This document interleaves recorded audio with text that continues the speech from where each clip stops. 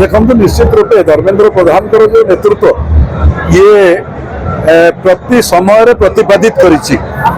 जो दायित्व देते वर्तमान जो दायित्व दुई चार दिन तले बिहार जो भाई भाव में निर्वाचन फल प्रकाश पाइबा एवं तार प्रभारी दायित्व नहीं जो भाई भाव में दायित्व संपादन करने ये प्रत्येक ओडिया लोक गर्वित कर जो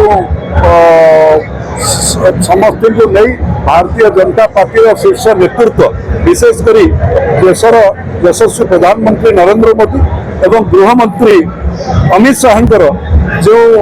दायित्व से देइचंती एवं आस्था भाषण होती से प्रतिपादित करछंती निश्चित रूपे आम समस्त गर्व अनुभव करुँ से बिहार निर्वाचन सफलता तापर जो आज आसी प्रथम थर पहुँचुंट स्वागत करने साधारण कार्यकर्ता ये व्यापक मात्रा आसी पहुंचती मुझे